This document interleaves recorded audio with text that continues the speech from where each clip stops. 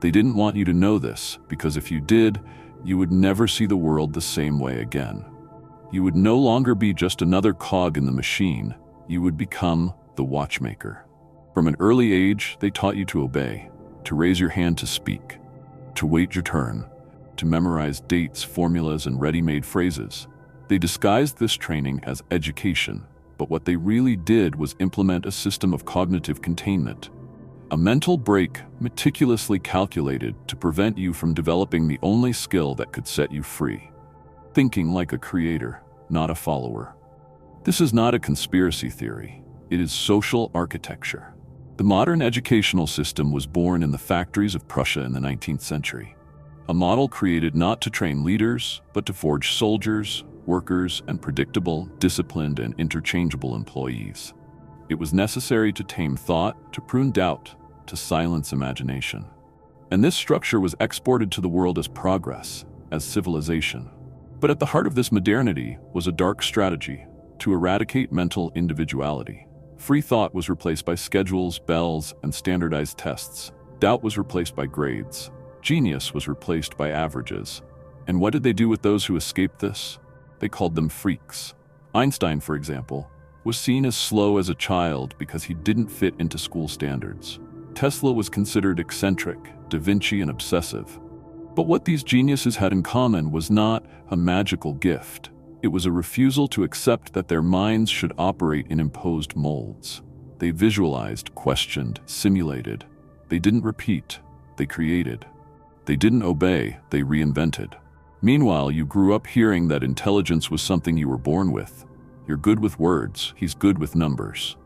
As if the brain were a genetic sentence, not an expansive tool. That's the original fraud. They made you believe that there's a ceiling to your thinking. But the brutal truth is, you were trained to think small, to consume, not to understand, to memorize, not to transform, and above all, to never challenge what is already established.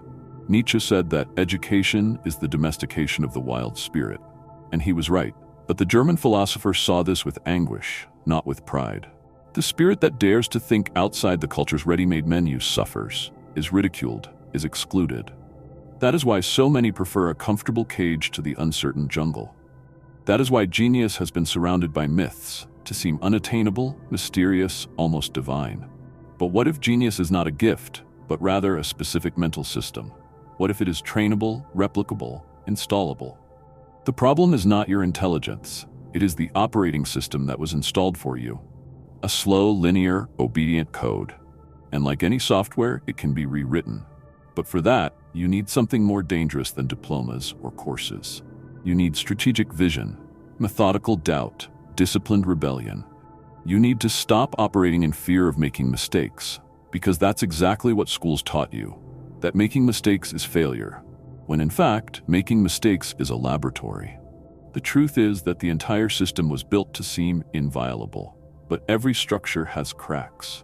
And the first crack opens when you realize that the educational model that shaped your mind is in fact a factory of functional mediocrity, a system that rewards repetition and punishes creativity, that celebrates conformity and abhors wild curiosity.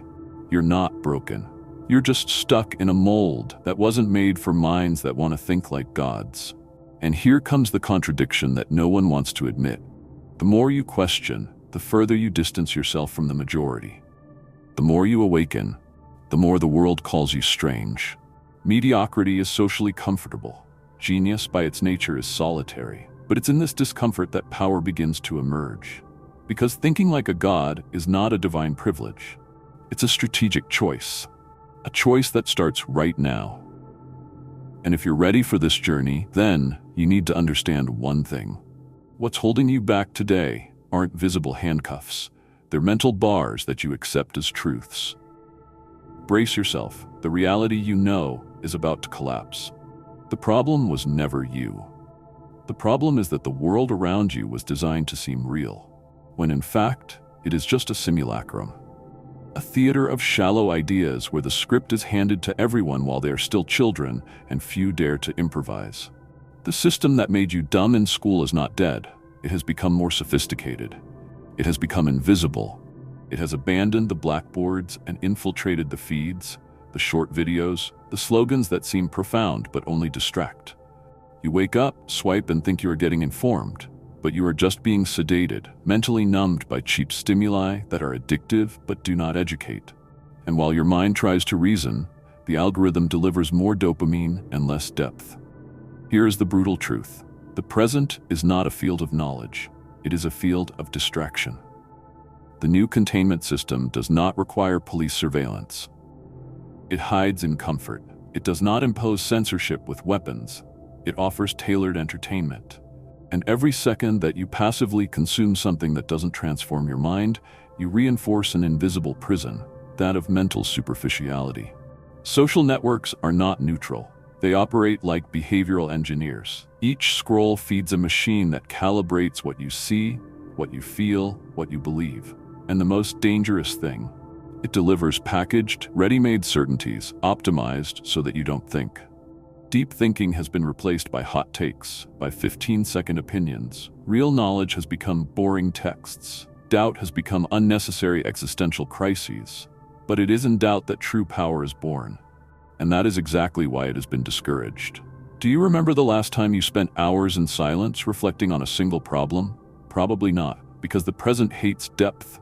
It is slow, painful, unmonetizable. Noise, on the other hand, is fast, volatile, addictive.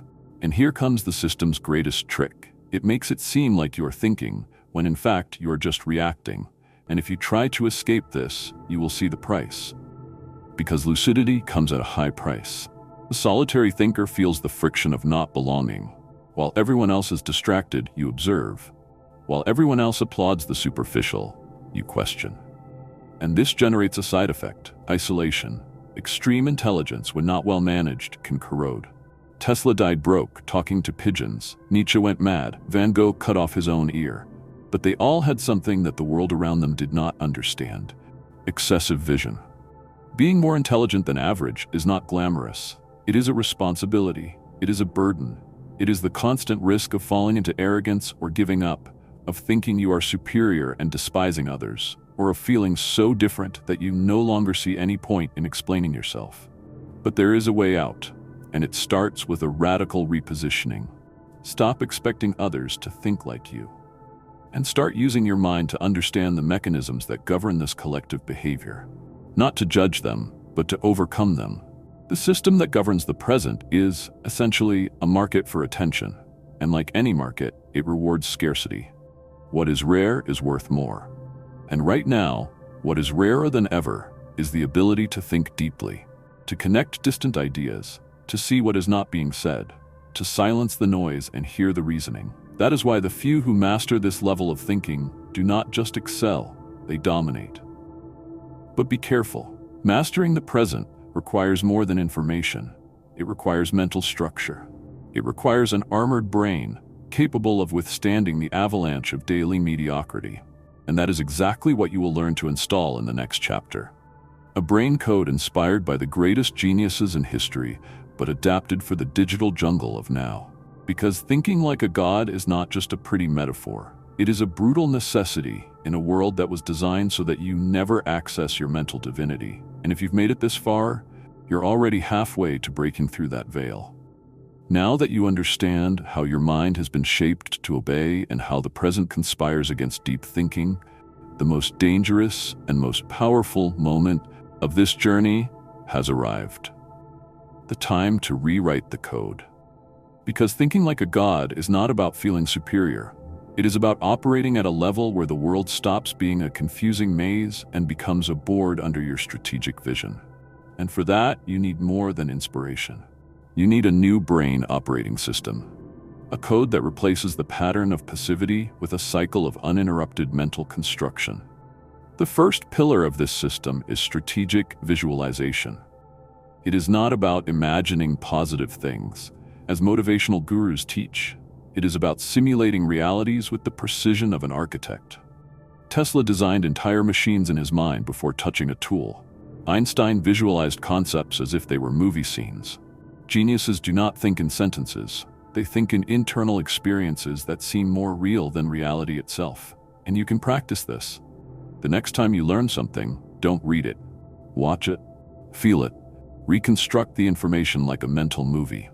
The more vivid the image, the deeper the learning. That's the secret. You don't study, you mentally live what you want to master. The second pillar is the impossible question. Ordinary intelligence lives on answers. Higher intelligence lives on questions that the world doesn't yet know how to ask. What if everything I've been taught is wrong? How would I reinvent this system if I had infinite resources? What is no one seeing here? These questions don't have immediate answers, and that's exactly why they work. They force your mind to create new paths, to build bridges where there used to be chasms. Think like a mental hacker. Your job isn't to follow the code, it's to break it. The third pillar is breaking the consensus. You've been trained to follow rules, even those that have never been questioned. Geniuses turn this game around. They look at a rule and ask, who wins from this? Who benefits from this unquestionable norm? From there, they develop creative oppositional thinking, not to destroy out of rebellion, but to build alternatives. The intellectual revolution begins when you understand that it is this way because it has always been this way. Is the weakest argument in human history. The fourth pillar is layered thinking. Most people reason in a straight line, cause, effect. Geniuses think in networks, connections, interdependencies. They can see how a philosophical concept can impact a technological innovation, how a scientific theory can change a power strategy. They are integrators. They merge knowledge, cross disciplines, connect unlikely ideas. And this type of reasoning can be trained.